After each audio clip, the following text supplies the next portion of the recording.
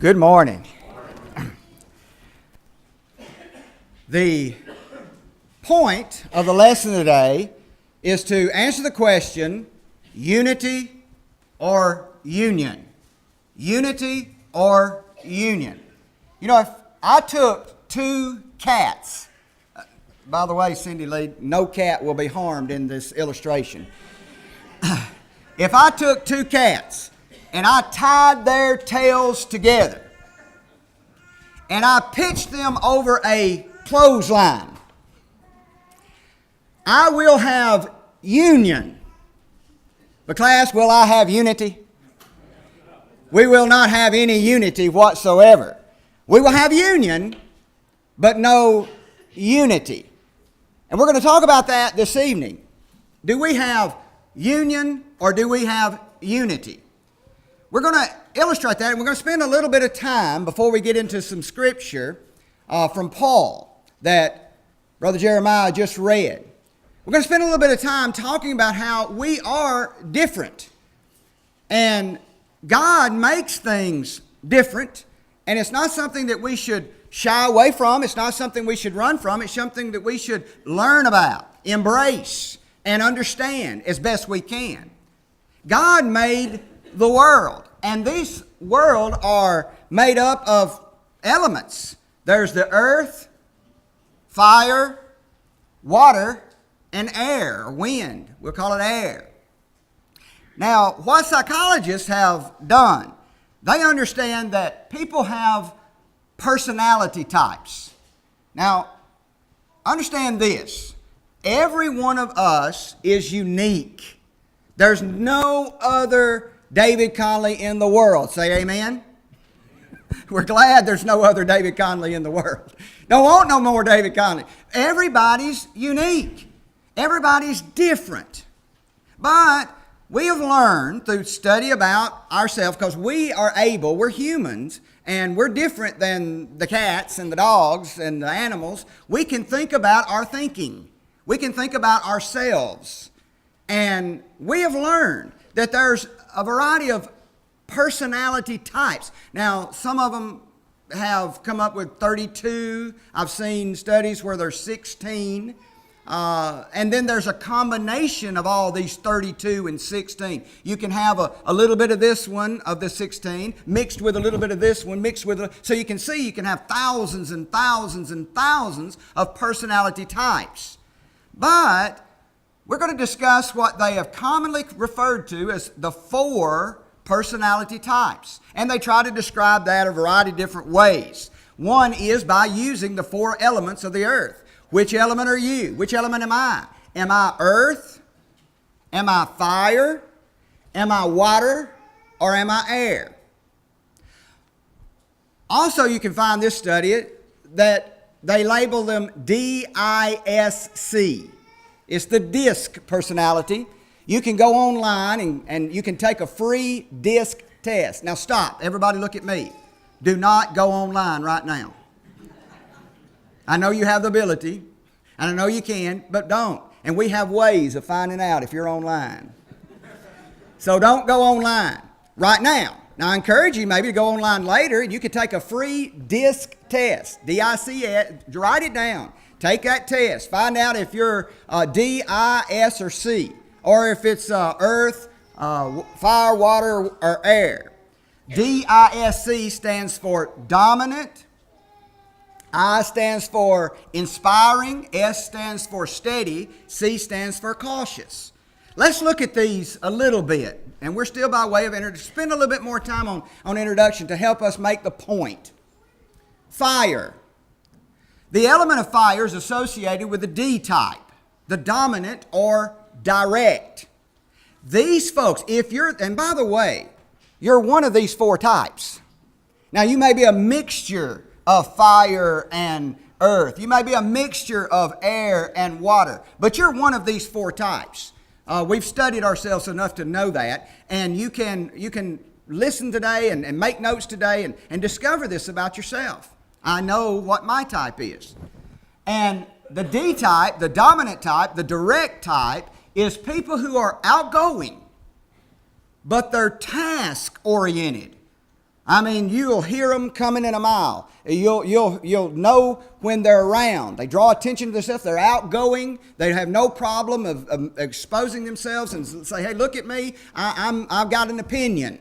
And they are outgoing. But they're more task-oriented. They want to get the job done. They want to know what's going on. Here are some strengths and weaknesses of if you're a fire type. The strength is that you say what's on your mind if you think it needs to be said. You do what you think needs to be done. You have no problem with that at all. You have a tendency to be a leader. People will rally behind you. When you go out there and you'll break the raves, you'll blaze the trail, and they'll be right behind you to do that. When you walk into a room, you light up the room in the sense that people know you're in the room. Everybody, you draw attention to yourself. You have no trouble drawing attention to yourself. People say, hey, who is that person over there? I heard them say something. I saw them do something. They know you're a fire type. People perceive you to be genuine. You're real. You are what you are. And whatever that is, they say that's just the way he is. That's him. That's what he believes. He says what he believes. He thinks what he thinks. He does what he believes to be true. So you're perceived as being very genuine. You speak what you believe to be true. You have no trouble with that. This is what I think. That's what I believe. And you take a problem and you don't waffle with that problem. If somebody presents you with a problem, you don't go backwards and say, I don't know if I do this, I don't know if I do. No, you will attack that problem. You will take that problem head on, and you will try to solve that problem as quickly as you can, because you are a fire. You want to consume the problem as quickly as possible. You have an answer for everything. And a lot of times you're probably right. A lot of times you're probably right, because you have experiences. The weaknesses that you probably have is that other personalities, the water, the air, and the earth, they don't understand you so much. They don't have the energy that you have, the fire that you have. So you may come across as being obnoxious. Look that word up. Loud. Blabbermouth. Too much to say. Maybe even a little rude. How could they say that to me? How could they say that to everybody in the whole room? They actually may get angry. They actually may get angry when things don't go their way.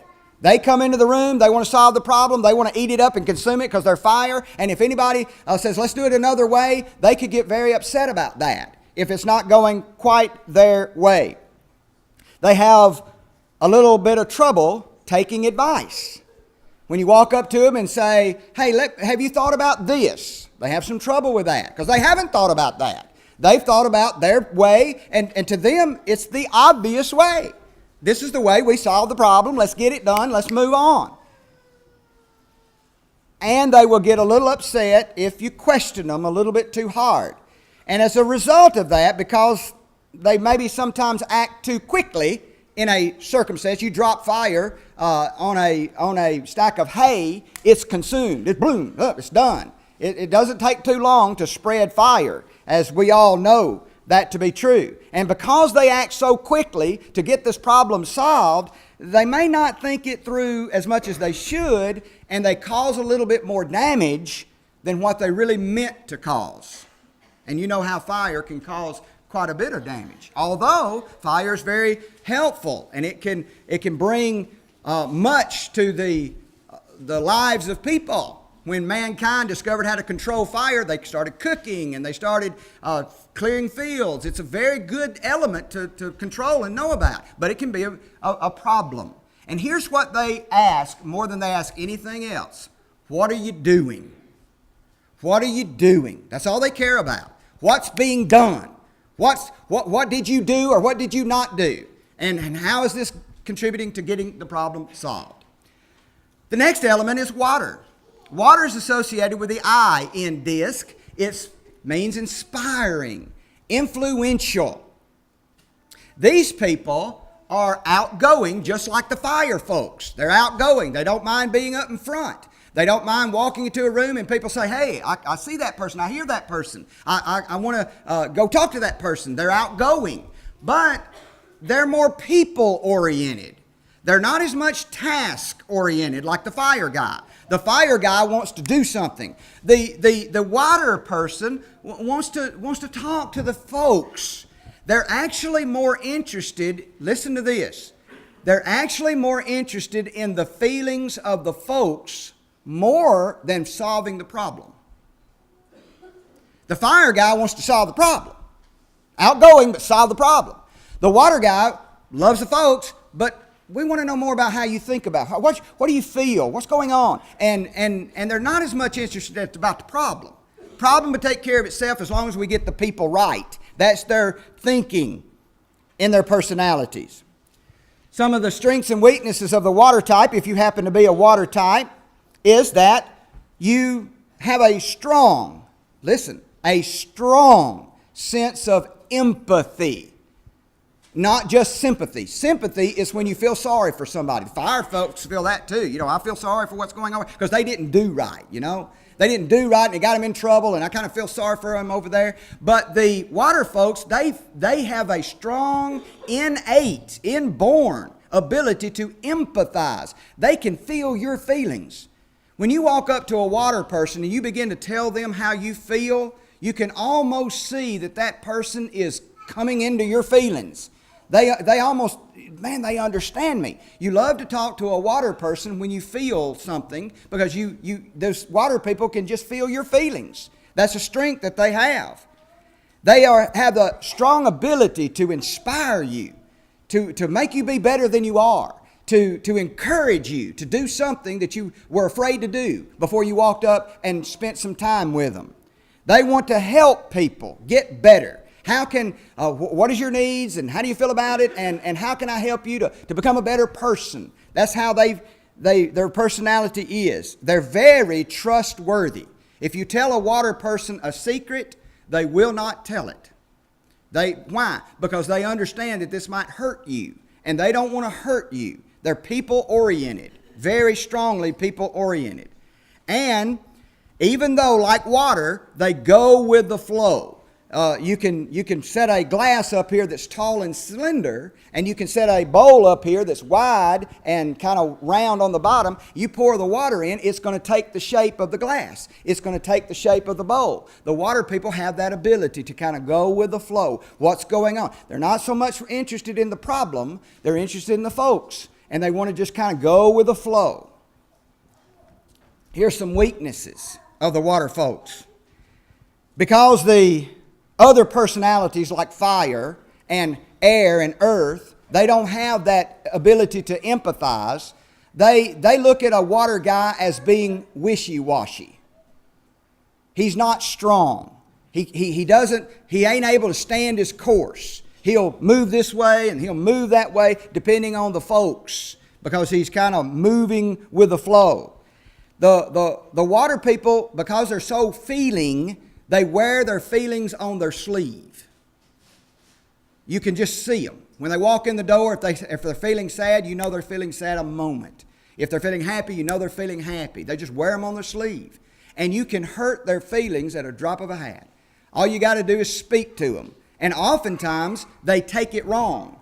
That you didn't even mean to say anything ugly to them. It didn't even mean to hurt their feelings. But because they're the water type and their feelings are right on the surface, they feel it. And they'll go home and they'll think, well, what should I have said? What should I have done? Why are they mad at me? And they'll worry about that all night long and maybe for a week if they're criticized. Now, the fire person don't care.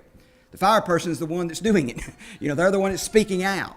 But the water person will think about it a lot because that's just their personality. And they'll become very, very frustrated, a water person will, when the other person can't feel what they feel. Why don't you see that this is the way we need to do things and we need to go because I just feel it. I feel that it's true. And the other folks can't feel that it's true. That ain't their personality type. And they were going to always ask you, what do you feel? The fire person asks you, what are you doing? The water person asks you, what are you feeling?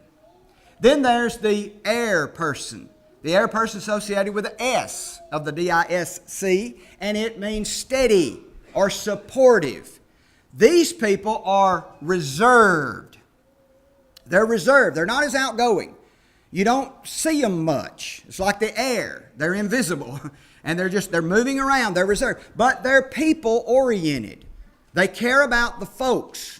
And they care about their needs. And they want to help solve the people's needs. And they can move about from one need to another need, never calling attention to themselves. You never know who actually done it, but they're out there solving the people's problems. That's what they're concerned about. They're reserved, but they're people-oriented. Now, they have some strengths and weaknesses. The strengths of the wind, or the air folks, is that they think. They think things through. If you go to a water person and you say, I want to tell you about my problem, the water person, okay, tell me all about your problems. I just want to know all about them. I want to feel your problem. The air person says, okay, tell me your problem. Now shut up just for a second. Let me tell you what you need to do about it because I've thought this thing through. Let's think about how we can handle this. Let's solve the problem. Let's solve the problem, you see, because you are a person that I care deeply for, and I want to think about it, and I want to cast vision. That's another strength of the air people. They're up there. They're up in the air, and they can see things. The water people are down on the ground, and they can't see things. They just feel things. The air person can see the problem. They can see the vision, and they can cast vision. They can say, let's plan this, and let's do that, and we can go beyond where we are now. Let's get over there, because I see it all. I have a vision for everybody.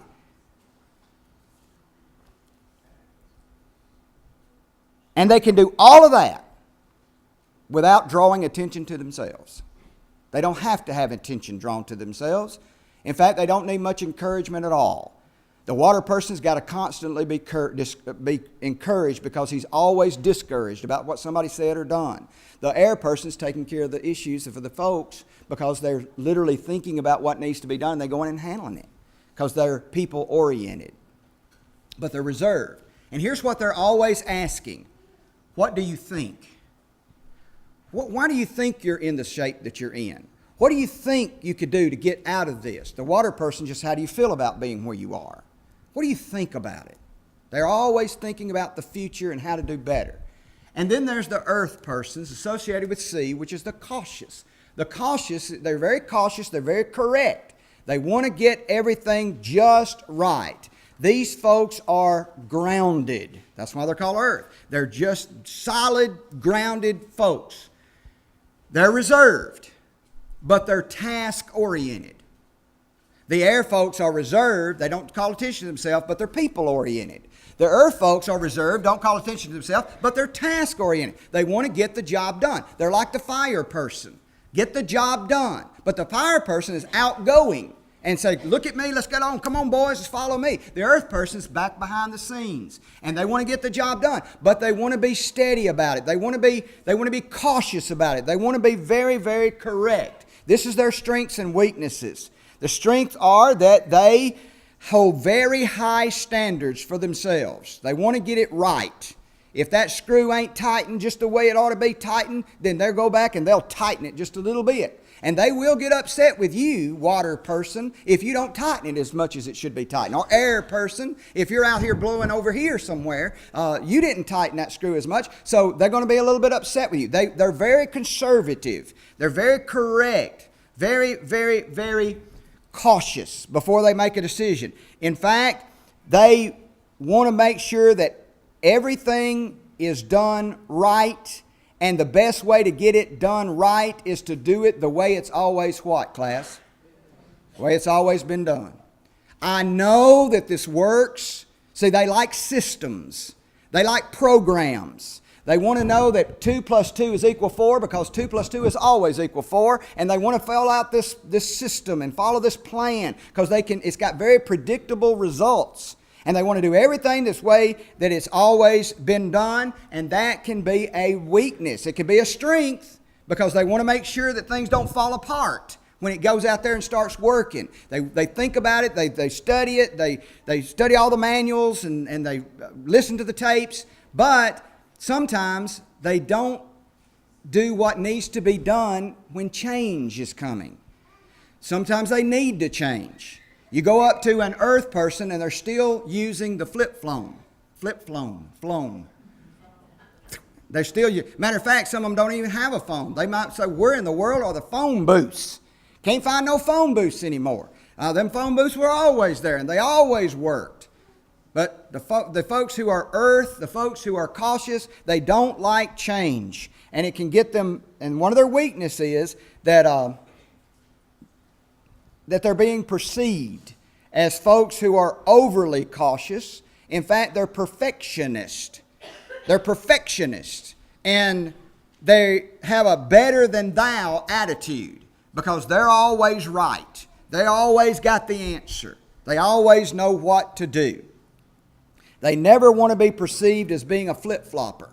And that's a problem. Sometimes when you make a decision and it's wrong, what do you need to do, class? Correct it and change. But an earth person may make a decision, and to keep from being viewed by the other personality as being a flip-flopper, he may not change his mind. He may stick with that decision and go for it and make it work. And that can be a weakness. And he's always asking you, what do you know? What do you know? Not what you think, not what you feel, not what you're doing, but what do you know to be true? That's what I need to know. Now, with that long introduction, which is pretty much the lesson, let's bring it to a point. And that is, even though these elements are so very different, God makes them work together so very well. And they can be a problem if they're just working in union. If I put water on fire, what happens, class? Fire goes out. They don't mix. Air and water do not mix. They're different. And if you just stick them together in union, there's a problem. And if the fire is great and the water is just a little bitty tiny bit, what will that fire do to that water? Just consume it, evaporate it. It's gone. So fire and water do not mix in union. Air and water causes a lot of disruptions in the water, so makes bubbles and all that. But I tell you what, these two can work a little bit closer together. Air and fire. If you got too much air blowing on a fire, you can blow out that candle. But if you're trying to get a fire started, what do, class? You blow air on it, and it comes alive. So air can work with fire. Fire can work with earth. The earth has something that it can feed the fire. It can say, come on, fire person, you can do better. Let me feed you. But the fire can consume the earth. It can burn up all the acreages. These things in union can be very, very problematic if they're just trying to take over. The fire wants to show, the water wants to show, there's going to be problems. But if they work together, if you take fire and you put water on the top of that fire, it'll bring that water to a boil and make that water do things that it couldn't do before. It can make an egg turn from soft to hard boiled. It can do lots of stuff. If you work in unity, these elements make up the world. And God knew that. That's why He created all these things so different, so that in unity they can do wonderful things. But in union, they can make a very serious problem, hurting all the elements. And that's exactly what Paul explained in the reading that Jeremiah gave just a few minutes ago in 1 Corinthians chapter number 12. I invite you to read that whole chapter to study it. But what he's doing is saying, I'm talking about the same point, but I'm using the body, and I'm using the members of the body. And he's talking about that in the sense that you can't do without all the members. I know the fire person is so upset with the water person. They don't want to know the feelings. They want to get stuff done. And they look at that water person as being very, very wishy-washy and weak. But that water person is looking at that fire person and say, you old rube, obnoxious bat. What in the world are you saying what you're saying and doing what you're doing and hurting everybody's feelings out there? You see? And when they look at each other in union, trying to get together, they're going to cause problems. But if they will work together in unity, they can cause great things to happen. Understanding each other's differences. Knowing that they're fire and you can't change them because they're fire. And they're water and you can't change them because they're water. But if I will work with you, I can make that water do wonderful things. That water can help that air do something. And if that water feeds that earth can produce great plants and great mighty trees. They can work so well together in unity. Paul says in 1 Corinthians chapter number 12, shall the foot say, because I am not the hand, then I'm not of the body? Can that foot say, hey, I'm not the hand, so I'm not going to be a part of this. I'm not going to be unified in this body? No. The foot's different from the hand, but he's part of the body. He's part of the unity of the body. If the ear shall say, because I'm not the eye, then I'm not the body. The ear says, hey, I'm not the eye, I'm not the body. I'm not going to be part of you. No, that wouldn't make it work at all. The body needs to work in unity. Now, if I stuck the ear in the place of the eye and expect the ear to do what the eye does, I'm going to have a problem. I can have union, but I won't have unity. It won't work well at all. If the whole body were the eye, if the whole body were fire, oh boys, come on, let's go, let's consume it all. Let's talk about what we need to talk about, say what we need to say, do what we need to do. Then where will the people who are supporting the air and the water and those earth people who are holding things cautiously and correctly? If you have all fire, you're going to consume and you're going to cause much damage. If you have all water and no fire, then you're going to flood and hurt. If you have all earth, you're not going to do nothing. You're going to be a stump. You're going to be a rock that's sitting there that's true and sound, but you're not going to go anywhere. You're just going to sit there and resist all change. You need it all working together. If the whole body were the eye, then where will the hearing? You won't have the hearing. That's what he said in Romans chapter number 12. Or if the whole body were the hearing, where were the smelling? We need a nose, don't we? Sure we do. Verse 18 is the key point of 1 Corinthians chapter number 12. God has set the members, every one of them in the body, so it hath pleased him. I know what element I am, and sometimes I wished that I could be a different element. I don't like sometimes what I am. My weaknesses are apparent, and I don't like being weak in those areas. But God has set me where I am. And if I don't operate in my element, if I don't operate in the part of the body that God put me in, then I will cause much damage to the body. I will cause much damage to the other members, the other elements, if I don't do it properly. God has set me to be there, and I need to respect where God has set me to be. But now, verse number 20, are there many members? Yet there's just one body. There's many elements, but there's one earth, or rather one world. And there's many members, yet there's one body. We can work together. The eye cannot say, listen, the eye cannot say to the hand, I have no need of thee. The fire cannot say to the water, I have no need of you. The water cannot say to the air, I have no need of you. The air cannot say to the earth, I have no need of you. The D-I-S-C cannot look at any of the others and say, I don't need you. I wish we were all water. I wish that we were all air. We can't say that. If we are, we got problems. And he goes on to say that the head cannot say to the feet, I have no need of you. The head would just sit there without the feet. We need each other. Verse 25 is a key verse. That there should be no schism. That word schism is division. There should be no division in the body, but that the members should have the same care one for another. If something stuck my finger, then my whole rest of the body should care about that finger. If something stuck me in the eye, I should all be cared about that eye. We should all care about one another. Psalms chapter 133, verse number 1 says, Behold, how good And how pleasant it is for brethren to dwell together in unity. Daniel picked the song up. We're part of a family. We're part of a family. Brethren. And how good it is for them to dwell together, not in union. Union, we can get together, but we may consume one another. We may hurt one another. We may conflict with one another. But if we dwell together in unity, how can I help you be a better water? How can I help you be a better earth? How can I help you be a better air? How can I help you be a better fire? Can I blow on you a little bit and get that fire going?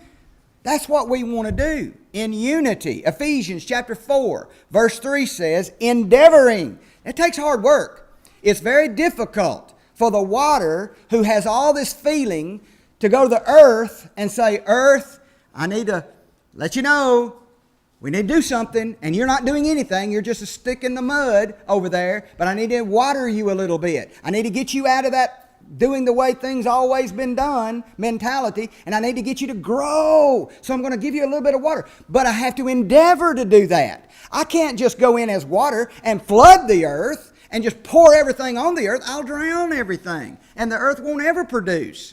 I've got to endeavor. That takes work. I've got to take work, what? To keep the unity of the Spirit in the bond, the chain, the rope of what? Peace. Blessed be the tie. Daniel sung that just a little bit ago. Let us and sing. Blessed be the tie that binds us together. Ephesians 4:13. Till we all come in the unity of the flesh. It ain't going to happen in perfect unity until we get to heaven. When we get to heaven, we're going to see unity like we've never seen before. We're going to be, I have no clue in my flesh to understand and can't even begin to tell you what heaven's going to be like. I know it's going to be beautiful. I know we're going to be like He is. I know it's a wonderful thing. No pain, no suffering, no death. All of that's going to be great. But we're not there yet. We're still fire. We're still earth. We're still water. We're still air. And we've got to endeavor to keep the unity till we get together in that place. The point is of today's lesson, regardless of what member of the body, what element of the earth, or whatever DISC you are, you can have unity in God, in Christ. We are to be baptized into Christ. We can become a new creation. Instead of using my fire in the world sense, why don't I use my fire for God? Instead of using my water in the world, why don't I use my water for God and refresh folks? Instead of using my air for the world and cast vision about how to be a better government and how to be a better this and nothing wrong with using that. We've got a lot of people that are using their vision to cast vision and think about things and get things done. Wonderful things. But why don't I use that gift that God's given me for God? And why don't I use that earth, that soundness, that reason, that steadiness, that cautiousness? Why don't I use that for God? And work together, endeavor to get all the elements working together for the good of God. And God can use me. God can use you if we endeavor to work together.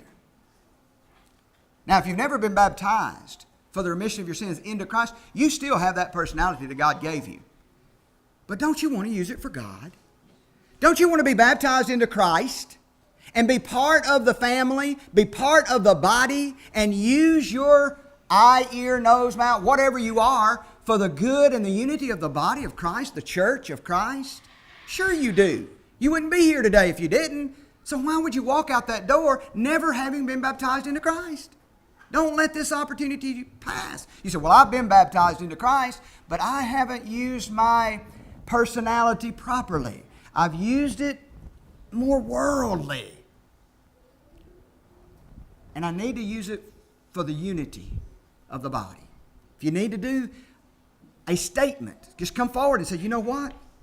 I need to ask for prayers of the congregation because my personality overwhelms me sometimes. And I'm just too much of a flood. I'm too much of a blowhard in the air. I'm too much of a fire. I'm too much of an earth. I need to use it to work better for God. You can do that today by asking for the prayers of the congregation. We'll all in unity pray for you. Why don't you come? While together we stand and sing.